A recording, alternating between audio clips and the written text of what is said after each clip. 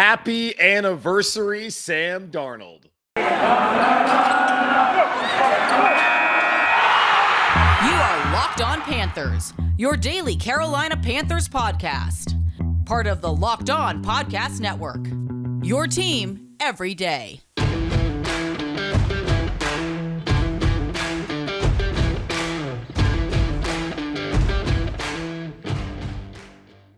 Welcome into another edition of the Locked On Panthers podcast, a part of the Locked On Podcast Network. I'm your host, as always, Julian Council, talking Carolina Panthers with you every Monday through Friday.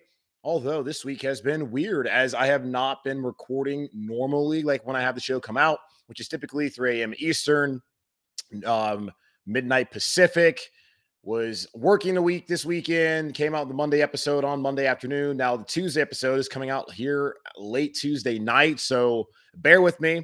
Going to get back to a more normal schedule. You're still going to get at least 5 podcasts, hopefully all 5 podcasts this week. Just make sure to rate, review, and subscribe to the show so you can find it there in your podcast feed, whether it's on Apple Podcasts or that's on Google Podcasts, on Spotify, Stitcher, Odyssey, whatever you use. Make sure to subscribe to the shows. Do the same thing over on YouTube, where we have over 800 subscribers so far. Let's get to 900 by the end of the week or beginning of next week on Monday. So thank you to everyone who has checked out the show on YouTube and supported me this past year and the last couple of weeks over on YouTube. And be sure to follow me on Twitter at Julian Council, where every single Friday I answer your weekly Friday mailbag questions. So get those questions into me by either adding me at Julian Council on Twitter, DMing me on Twitter at Julian Council, or sending a comment on any of the shows on the Monday, Tuesday, Wednesday, or Thursday shows there over on YouTube. Today's episode of Locked On Panthers is brought to you by Rock Auto. Amazing selection, reliably low prices, all the parts your car will ever need.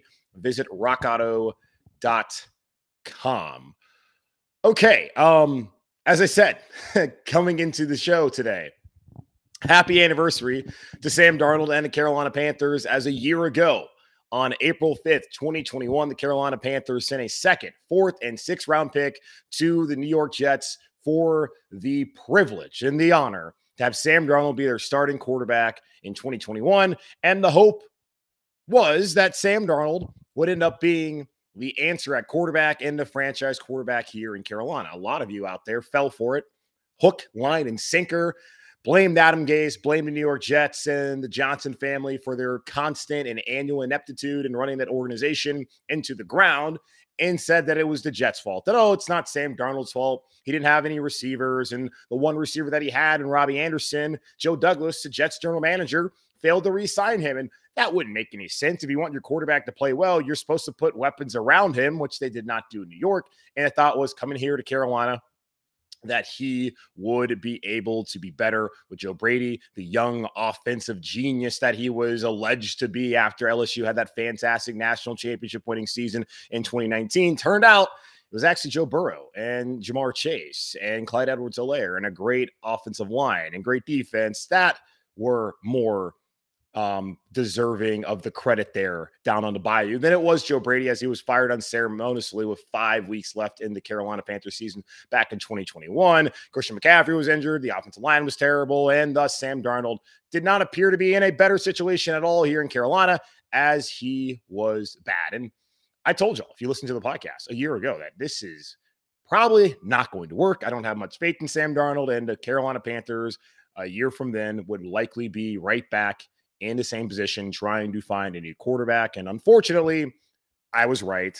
And here we are, still trying to figure out who the Carolina Panthers' long-term answer quarterback will be. We talked about it on Monday's show that looking at it this time of the year, last year, we knew that Sam Darnold would be the week 1 starter, even though some people still felt like they should draft Justin Fields or Mac Jones and that those guys could be the long-term option. But it wouldn't make a lot of sense to me, at least. Didn't make sense to me at the time for the Panthers to give up those assets to bring in Sam Darnold, who they talk about as a young player and he can still grow and develop. And they still are trying to sell us that he's a young player and he can grow and develop, and that Ben McAdoo will help him out, and that they believe that he'll have a major leap this season. Now, if that was the truth, and they really did believe that in their heart of hearts, then Sam Darnold would be the week 1 starter without a doubt, and that the job wouldn't be open, as Scott Fitterer told us a couple weeks ago at the scouting combine in Indianapolis. And the Panthers wouldn't be meeting with 6 quarterbacks, I believe, of their 30 visits coming up here the next couple of weeks as we head into the draft on April 28th. We'll get into those quarterbacks who they're going to be meeting with here in a few minutes on the show. But things have not gone well for Sam Darnold. The guy I feel bad for him. You know, top 3 pick. You have a world of expectations. He said when he sat down with the media a year ago after the trade that he was disappointed at the time and he felt like he was going to be in New York for 20 years, that he was going to help the Jets win Super Bowls and he would be a great Jets player. And that did not turn out to be the case. He got a second opportunity here in Carolina. I hope that it would work, and it has not worked up until this point. I've also been someone who's advocated to give Sam Darnold another opportunity, just looking at the landscape of what's available as far as veteran options. If they don't draft a quarterback, I don't know who they're going to add, who is going to push Sam Darnold to be better this upcoming season. They have to have some sort of competition. Maybe it'll be a rookie, but if it's a rookie, that rookie might not start week 1. We will see how it all plays out. But for Sam Darnold, it's been 4 terrible years in the National Football League. I'm sure a nightmare for him.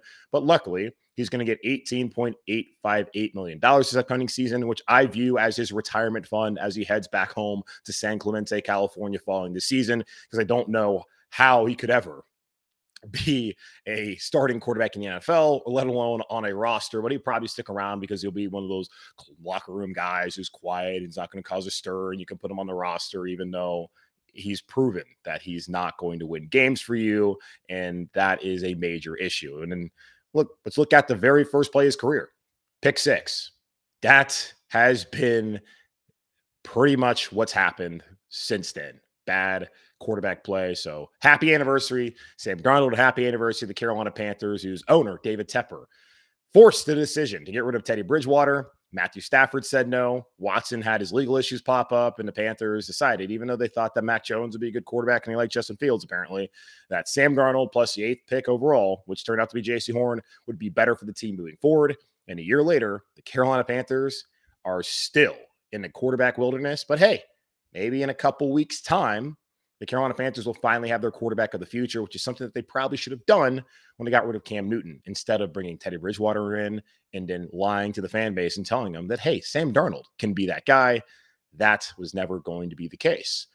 Well, what that has led to the Panthers to do is to want to meet with pretty much every quarterback that is breathing air that played college football last season.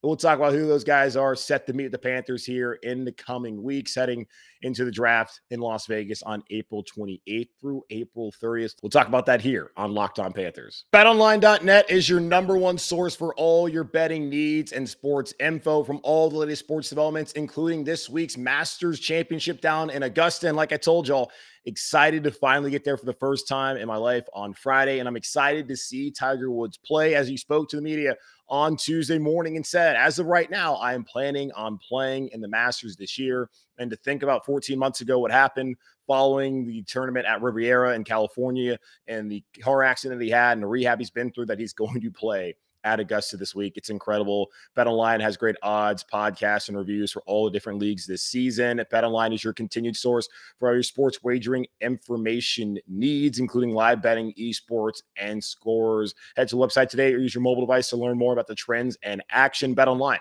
where the game starts. Well, the Carolina Panthers need a quarterback, and that means they are talking to pretty much every college quarterback under the sun that is draft eligible coming up here in a couple weeks as the NFL draft will take place in Las Vegas. Panthers are going to bring in Liberty's Malik Willis, Pittsburgh's Kenny Pickett, Ole Miss's Matt Corral, Cincinnati's Desmond Ridder, Sam Howell's North Carolina's Sam Howell, and Bailey Zappe, I think, from Western Kentucky to Charlotte next week for 30 visits, or for one of their 30 visits. So they have 30 visits leading up to the draft, so they're going to bring in these quarterback prospects.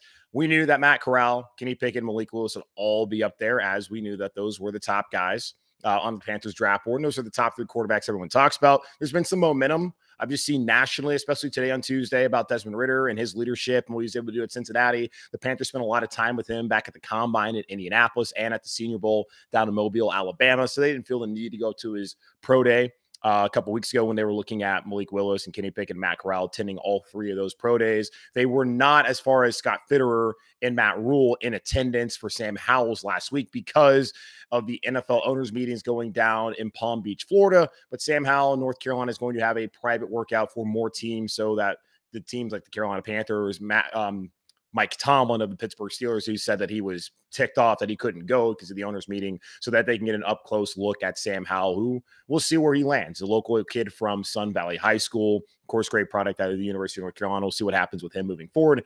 And then Bailey Zappe of Western or Zappe, I don't know. He threw 60 touchdown passes, and he broke, I think, Joe Burrow's single-season FBS touchdown passing record at Western Kentucky. Formerly was at Houston Baptist, I want to say, before transferring over to Western Kentucky because the Houston Baptist OC went there. So he followed him, and he had a great season playing in Conference USA. So a little bit different skill level and competition that he played up against. And one name that you see that you don't see up there, well, at least you don't see it on the screen. I mean, I'm looking at it, I'm reading here. One name that was not mentioned is Carson Strong out of Nevada. You would have thought that he would have gotten an opportunity to speak with the Panthers. Maybe they'll bring him in, but as of right now, the Panthers plan on bringing in Malik Willis, Kenny Pickett, Matt Corral, Desmond Ridder, Sam Howell, and Bailey Zappe or whatever, who's probably not going to be on the team. Like, that's the funny thing. We talk about it.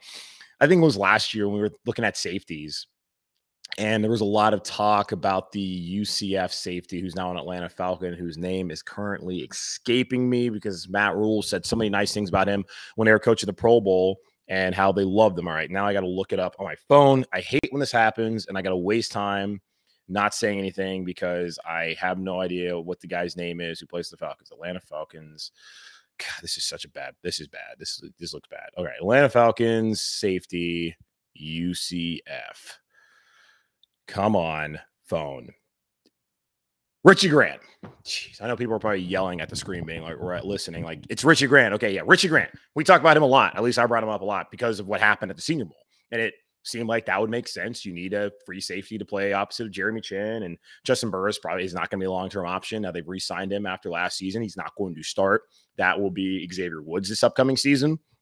Would have made sense. Instead, they don't get him. I thought in the second round they were trading back that would be an option. So they take Terrace Marshall, and Richie Grant is an Atlanta Falcon. So a lot of wasted breath goes. So I probably should know Bailey's last name and how to pronounce it. He's probably not going to be here in Carolina. And if he is, I'll apologize here on the podcast and to his family and everyone personally who loves and knows him. It's fairly obvious. The Carolina Panthers, as we know, are likely going to take a quarterback in the draft. They only have one pick in the first 3 rounds at 6 overall. Maybe they trade back, and that would make more sense to get someone like Desmond Ridder or Matt Corral. I don't know where any of these guys are going to go. I really don't know what teams are going to take a quarterback. I would think Pittsburgh's going to do it. There's an argument that Detroit, while not at 2, could draft a quarterback later on in a draft. I think they have pick number 32. Yeah, they have pick number 32 because of the Rams trade that they did. We'll see how that all plays out with these teams. With the Panthers, it just seems very obvious to me that if they're going to bring someone in, the veteran market's dried up. Blaine Gabbert, I don't know if he's going to go back to the Bucs after they signed whoever the guy, they signed somebody else who had played in Tampa before, and it looks like he's not going to be back, and Bruce Arians being gone. Maybe Blaine Gabbert, someone that they bring in as competition for Sam Darnold, but he's another one of those guys, a top 10 pick who didn't pan out in a National Football League. Now he's still, as a backup, he's made a lot of money. He's fine. I'm not worried about Blaine Gabbert. But do we really want Sam Darnold, Blaine Gabbert, and PJ Walker to be the quarterback room here in Carolina? I would think not. You would at the very least want to have a young quarterback out there who, like Willis or Pickett or Corral, maybe Ridder, who knows, could be someone that you look at as potentially being the future and taking the Carolina Panthers to that next level and where they want to go. Now, who will that be? According to Todd McShay over at ESPN, he thinks that's, well, a familiar name and face to several guys in that building would be the logical choice, as he brought up his mock draft 4.0 on Tuesday. We'll talk about that here in just a moment. This episode is brought to you by Rock Auto. With the ever-increasing numbers of makes and models, it's now impossible for your local chain auto parts store to stock all the parts you need. Why endure often pointless or seemingly intimidating questioning and wait while the person behind the counter orders the parts on the computer, choosing the only brand or warehouse happens to carry? You have computers have access to rockauto.com at home and in your pocket. I'm talking about your smartphone, folks. Save time and money when using Rock Auto. Rock Auto is a family business serving do-it-yourselfers for over 20 years. Rock Auto prices are reliably low for every customer. They have everything you can need, from brake parts, tail lamps, motor oil, and even new carpet. Go explore their easy-to-use website today to find the solution to all your auto parts needs. Go to rockauto.com right now and see all the parts available for your car or truck. Right, Locked On under How Did You Hear About Us box to know we sent you. Amazing selection, reliably low prices, all the parts your car will ever need. RockAuto.com. Okay, mock draft season is finally almost over here in this period of the NFL news cycle that never seems to stop. The NFL is just crazy. It's just 365. This offseason has been insane, especially with all the trades and free agent signings that we've seen. Tom Brady retiring, then not retiring. Now Bruce Arians retiring. Like, what is, God, just Tampa, just calm down with all that. But because we are not over mock draft season, Todd McShay over at ESPN.com brought out his mock draft 4.0. Can't wait for 5.0 and 6.0 and whatever .0s he's going to have left before we get to the draft here on April 28th down in Las Vegas. He did a 2-round mock draft. Now, unfortunately, the Carolina Panthers, as of this recording, do not have any picks in the second round. Maybe they will get a pick in the second round. But according to Todd McShay, he does not expect that to happen. He did have trades in this. If that's something that you're interested in, I'm sure you've seen it. If you have not, he has the Carolina Panthers taking Kenny Pickett, quarterback, out of Pittsburgh at 6 overall. And this was his justification. Simply put, Coach Matt Rule needs to win now and has one of the worst quarterback situations in the entire league. Yes, he does. Sam Darnold will be a free agent next March, and he hasn't been much more effective for Carolina than he was for the Jets, if at all. Make no mistake, this is early for a quarterback in this year's weaker class, but the Panthers know they're running out of options and don't have another draft pick until round 4. Rule recruited Pickett while he was at Temple, and Rule has been locked into the Signal Colors Pro Days since the spring. Can't talk right now. Of the bunch, Pickett is the most NFL-ready quarterback available, and his fast processing ability, smooth pocket presence, and excellent accuracy would elevate Carolina's offense. The Panthers opt to explore other quarterback avenues. Evan Neal would be the obvious pick for one of the NFL's worst pass-blocking teams. Okay, so the justification, as you just heard there, is basically Matt Rule knows Kenny Pickett. He's the most NFL-ready. Matt Rule has to win. Okay, well, that's lame. The Panthers don't need to do that.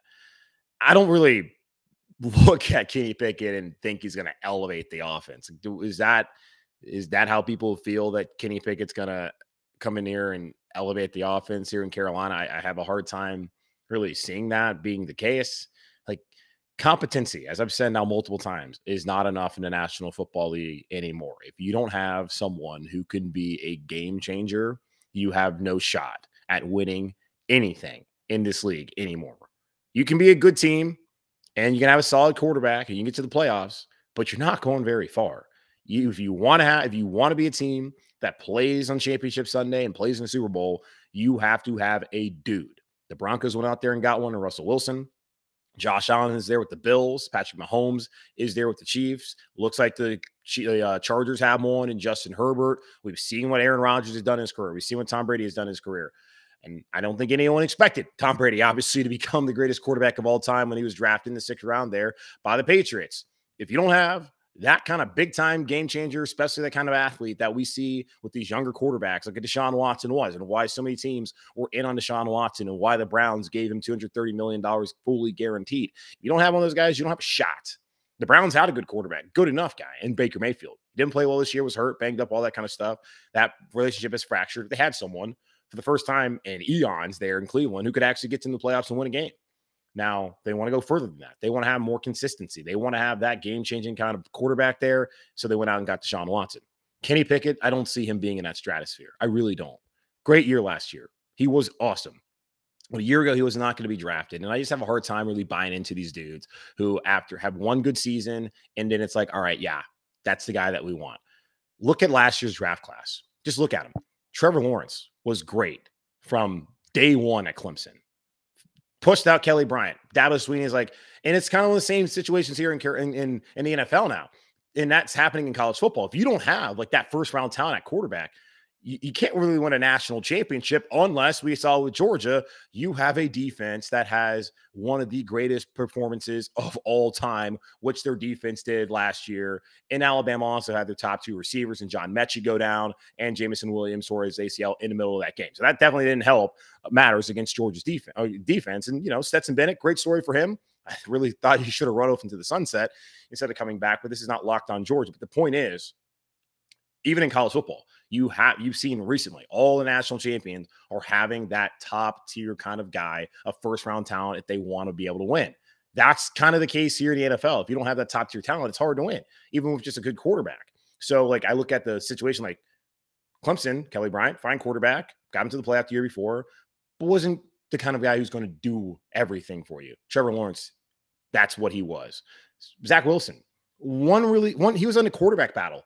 And then he keeps the job at BYU, pandemic season. They don't play any good competition at all. He looks great. He was the worst among all those guys last year. I just didn't buy into the Zach Wilson hype, just knowing the dynamics that were going on at BYU and the fact that he didn't play against anybody and that he wasn't good until one season. But hey, big arm, look what he did. He's going to be awesome. It's early right now. I don't think he's going to be awesome. Looks like he's just another Jets quarterback that's going to fail there. That was drafted in the first round. Justin Fields was that dude from day one down there when he got to Columbus. Now, I know he transferred from Georgia when Jake Fromm was a starting quarterback, and I'll never forgive Kirby Smart for that ignorance to have Jake Fromm be a starting quarterback because he loves Jake Fromm for whatever reason. It's one of the weirdest man crushes I've ever seen in college football, period. Like, seriously. You cost your a chance a national championship because you want Jake Fromm to be your starting quarterback? What are you doing, dude? Well, once he got to Columbus, Justin Fields did what all Buckeye quarterbacks do, and he lit up the Big Ten. He was awesome, helped them get to a national championship game where they lost to Mac Jones, who had to wait his time at Alabama, had all those weapons around him, and we saw after last year, he was the best of the rookies. The situation that he was in certainly helped in New England, and he's got the goods. He's shown it so far. How good is he going to be? And that's the main question I have with Mac Jones, because that might kind of be a little bit of a Kenny Pickett situation. Now, Pickett played more snaps in college, wasn't good until last season. It's one of those scenarios for me where, all right, Pickett he played a lot, and now he had one good season out of his 4 years being a starter, 3 years really being full-time starter, had 1 year where he started against number 2 Miami on Black Friday and got that win, which is huge for Pitt and Pickett at the time. Won the division in the Coastal twice, first time, couldn't move the ball against Clemson, and then last year tore up Clemson and Pittsburgh, and then went out there and tore up Wake Forest in that championship game down the street here in uptown Charlotte. So I wonder, because with Mac Jones, the reason why the Patriots fell off at the end of the season was Mac Jones is a rookie quarterback and he's just not ready. How good will he ever be? Will he be good enough to go head to head with Josh Allen down the road? I don't know. We will see. And Kenny Pickett might be the same case where, yeah, he can come in, can help you win right away. And there was a thought last year that Mac Jones was going to go to Kyle Shanahan's offense because they felt like, okay, he fits in perfectly for what Shanahan wants to do, and you can win with him right away. But where do you go from there? How high is his ceiling and all the other stupid buzzwords that we like to use this time of year? And all the, I mean, I guess they're reasonable things. I don't know. What's the word I'm trying to find? Like, I understand what people are trying to say when they talk about ceiling and floor and all that kind of stuff. What is Mac Jones? Really? Like, is he going to be good enough? I don't know. And I kind of look at Kenny Pickett in the same way. And you have Trey Lance, who only played in the FCS, got better every time he went out last season. Now we're going to find out there in San Francisco. They're going to find out. I don't really care what happens to the 49ers if they've made the right decision. But they were betting on the athlete and that he could have all those traits that could elevate them past a competent quarterback in Jimmy Garoppolo.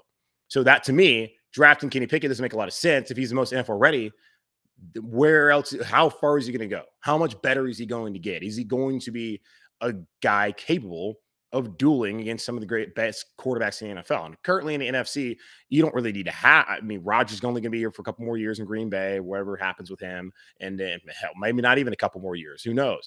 Brady, I'd imagine this is probably it. This last year, who knows? He'll probably keep playing until he's 70. Please just go away, Tom. So right now in the NFC, you don't have to really worry about those kind of quarterbacks out there that you got to go up and duel against for like the next 10, 15 years. In the AFC, that's the deal. But eventually, these NFC teams are going to start finding their own guys that can equal the AFC quarterbacks, which you're going to need once you get to the Super Bowl. And the Carolina Panthers don't have that guy. Well, they're not going to get to the Super Bowl, period. But they're definitely not going to win that big game, which they want to do.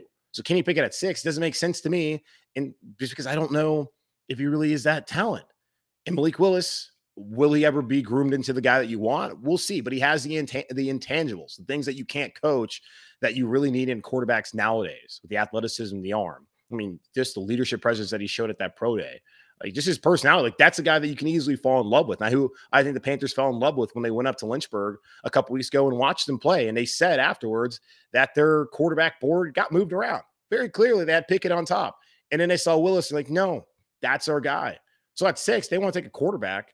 I know winning now is important, and it'll be an interesting case study to see with what they do at 6. If they go with Kenny Pickett, that seems like Matt Rule is still has the upper hand and is getting to decide that, hey, I want my guy who was committed to me at one time and who I can win with right now. And if it's Malik Willis, who most of these teams feel like, well, not most of these teams, but maybe they do, that most people have said, the draft experts, needs at least a year to sit back and watch, like Trey Lance, then that would spell that Scott Fitterer has all the control. And Scott Fitterer is in the same position as Rule in terms of he needs a long-term quarterback option if he wants to stay here in Carolina. For Matt Rule, he wants to win now, because if he doesn't win now, he's gone.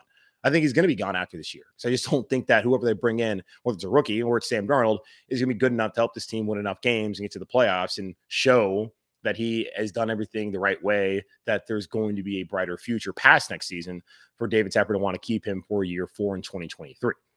The best thing for the Carolina Panthers, now wants a quarterback at 6, in my opinion, is Malik Willis. Kenny Pickett might help him win right away, but down the road, will he be that guy? I doubt it. All right, that's going to wrap it up here for this edition of the Locked On Panthers podcast, hosted by yours truly, Julian Council. Again, make sure to watch the show and subscribe to the show on YouTube. Over 825 subscribers so far. So thank you, everyone who has tuned in on the show there on YouTube and has been supporting the podcast there. And continue to listen to the podcast over on Apple Podcasts, on Spotify, and all the other fantastic podcasting platforms that we're out there on. We're on every one of them. So you can find the podcast very easily, whether you're driving to work, driving back, I don't know, whenever you listen. Make sure to check them out on those podcasting platforms. Follow me on Twitter at Julian Council, where every single Friday I answer weekly Friday mailbag questions. So either at me or DM me or send a comment in on any of the YouTube shows from earlier on in the week. And I'll answer your questions on Friday. In the meantime, be safe, keep pounding, and I will talk to you guys, I guess Wednesday is when I'm going to just release it. Like I said, I'm just going to be releasing them day of. Monday, release that show day of. Tuesday, I'm releasing it Tuesday night. Wednesday, when I get home, I'll just release Wednesday's episode right then and there. And then Thursday will be the same case. And probably going to have to figure out, I'm probably going to record 2 episodes on Thursday. One of them will come up on Friday for the mailbag, since I'll be up early, headed down, technically, geographically, from Charlotte to Augusta for the Masters. All right, well, that's enough from me. Goodbye.